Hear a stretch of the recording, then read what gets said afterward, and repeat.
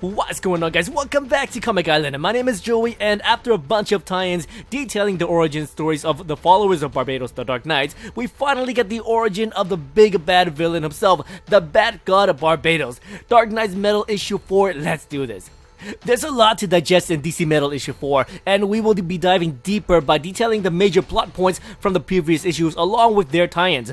We start the ground running with the Dark Multiverse, where Superman's greatest fears are made possible. A Superman who either killed his Lex Luthor and had taken over the Luthor armor, or maybe he saw common ground with Luthor and was gifted the iconic green and purple battle armor made by LexCorp. Even though this Luthor Superman appears briefly, his backstory can go a ton of different directions, whereas a Superman with Frank Miller's inspired bat armor, his brief history is pretty evident. The bat armored Superman states, "What if he killed you and took your mantle?"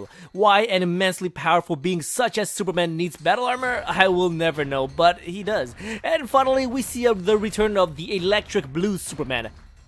Back in 1998, Superman had split into two beings, Blue Superman being the more cerebral entity who'd rather think his way out of a situation than use his immensely powerful force, and then we got the Red Superman, who is the hothead. This Superman would rather use his strength and quickly dish out force to solve his problems.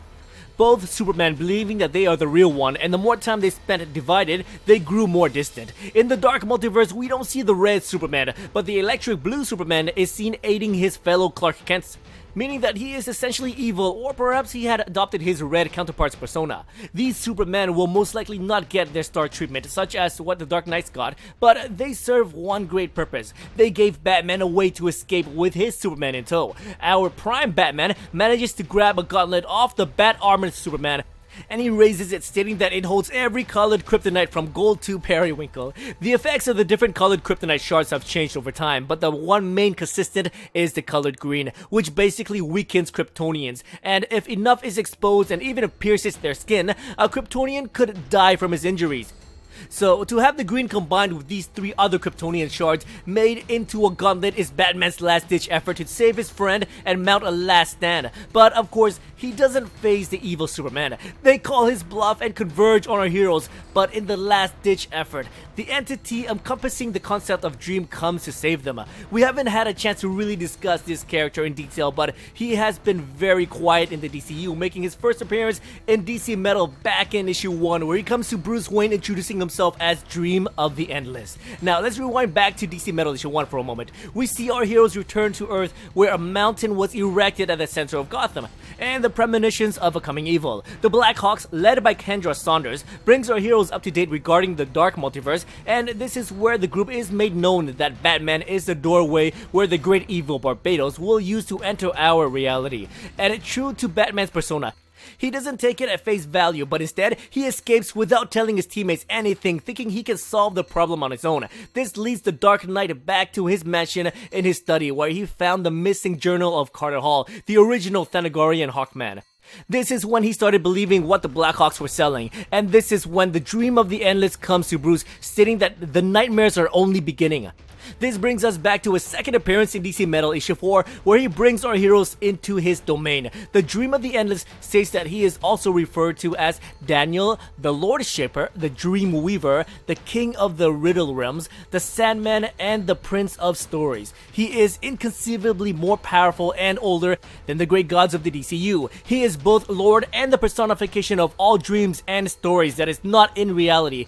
And in this grand story, he serves as what Uatu the Watcher serves in the MCU. He shows up only to signal the coming of a great evil beyond the level of which our heroes have ever faced, not including the events preceding the New 52, of course.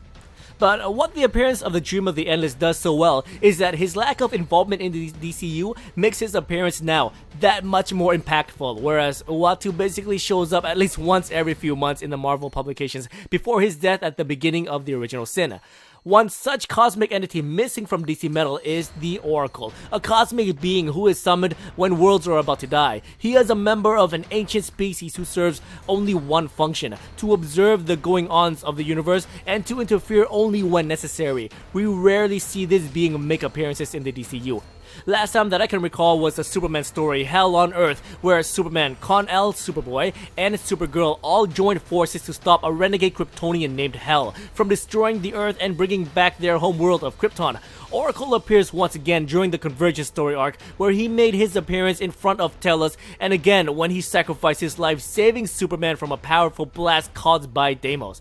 It's hard to believe that this is the end of the Oracle, but having the Dream of the Endless fill this void is a very appropriate move by Scott Snyder. Back in the dream world called Lucian's Library, the Endless explains that this section of the library are reserved for stories that should never have been told, from horrors of the human heart, which translates into every nightmare our heroes have ever conceived. These nightmares are becoming reality caused by Barbados.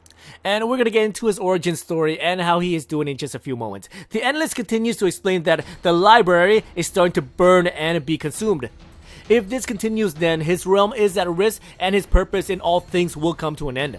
This translates to the life force of the Endless. His life is at stake, but his purpose does not allow him to intervene with the conflict set upon the universe. So what he can do is tell a story. And this is where we get the retcon origin of the DCU, and this is how it goes. From the dark came a great spark of molten potential, aka the Big Bang. But that's all that science can back up. What comes next is the creation of matter and the antimatter, aka our prime multiverse and the Dark Multiverse. With its creation comes the Monitor and his opposite, the harbinger of death and decay, the Anti-Monitor. But the addition to legend and lore is the creation of a third being tasked to watch over what had yet to come. This being resided at the World Forge, deep in the roiling cauldron of possibility, what we know as the Dark Multiverse. And for untold millennia, the third brother hammered out worlds from the hopes and fears of all living beings. The worlds he deemed stable rose into the orrery, or the main universe, but for the twisted, nightmarish worlds that should never see the light of day, the cosmic being had a tool to destroy it, his great dragon, Barbatos. This great dragon, who only knew destruction and chaos, eventually turned on its master, killing him, and in the process taking his place on his cosmic throne. So without order and light, Barbatos allowed these twisted worlds to remain in the Dark Multiverse.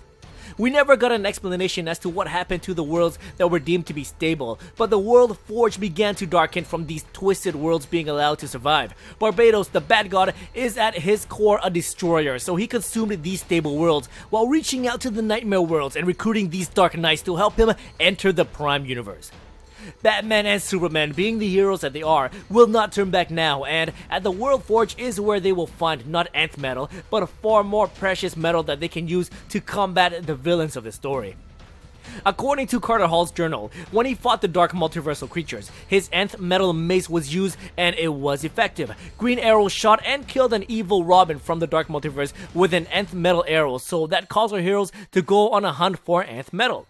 But back in DC Metal issue 3, after Superman manages to free himself with the aid of Wonder Woman, they return to a safe house in a pocket dimension, and this is where the remaining heroes finally understand that nth metal is key, but it is extremely rare. Steel suit is part made up of nth metal, Dr. Fate's helmet has nth metal, and Plastic Man's egg contains the precious metal.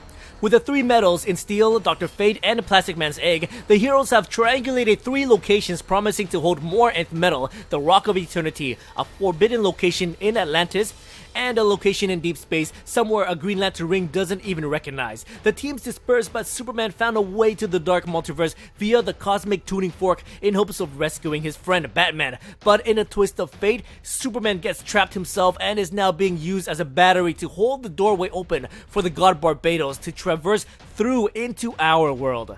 Back at Lucian's library, the Endless confirms that our heroes will find these metallic weapons to combat Barbatos and his forces, but he also reveals that the Dark Multiversal monsters have at their disposal a cosmic being to once again tip the balance of power to their side. As depicted in Dark Knight's Metal issue 4, we see the Batman who laughs along with his Dark Knights hovering over an imprisoned body. This is most likely referring to the DC one-shot tie-in in the Batman Who Laughs issue 1, where we see the leader of the Dark Knights tell his origin story to an imprisoned man bandaged from head to toe and held in chains. This is also the issue where we find out that these Dark Knights are only the first wave of attack. The second wave will encompass the other heroes turned villains from the Dark Multiverse. The Dark Knights are enough of a handful for our heroes, but to release a pantheon of these nightmares from the Dark Multiverse is truly a crisis level event. But that leaves one big question. Who is this cosmic being that is held in chains, and how will he be of use to the Dark Monsters? After learning of this, the Endless offers Batman and Superman a doorway to the World Forge where they can gather their precious metal, but this is where we discover that Batman is at his lowest of lows. Time runs differently where Batman was held captive, which equates to roughly 30 years of nightmarish dreams. Every possible nightmare has been exposed to Batman, from killing the Scarlet Speedster out of grief to killing his entire Bat family and becoming the Joker in the process. This is a broken Bruce Wayne, but once Superman brings up that he isn't just fighting for himself and his world, he is fighting for his family, and this is when Bruce Wayne mentions Damian's name. Hate it or love it, I am a huge fan of Damian, or rather, the father and son relationship between the two. It hits deep at home with me, and this is the reason why this will give Bruce the spark of hope and wonder to be able to enter the doorway and into the World Forge. Unfortunately for our heroes, the sense of doom and gloom continues as we discover that the last remnants of light is gone and the World Forge is totally covered in darkness. It is too late, and to put insult into injury, the legendary Hawkman Carter Hall is now the enslaved dragon of Barbados, his personal watchdog made to put an end to all things. This has been such a pivotal issue to the overall grand plan set forth by Scott Snyder and Greg Capullo. The rest of the issue basically follows up with the rest of the team and their progress. Wonder Woman and Dr. Fate faces resistance from the 7 deadly sins. Aquaman and Deathstroke finds a doorway inside the tomb of the first king of Atlantis, Orion. And Mr. Terrific and Hal Jordan find themselves at Thanagar Prime, where they are greeted by its new king and the return of Starro. Black Adam is also shown to have thrown in with the bad guys, but this is a side plot for a discussion for another day. So what did you think about the origin of DC's big bad villain? What do you think about DC Metal issue 4? Please let me know in the comments below. Thank you so much for watching, and if you like this video and want to support us, please check out our Patreon page. The link will be in the description below. Thanks again, and if you enjoyed this video, please like, subscribe, and I'll see you guys next time in another Comic Island video.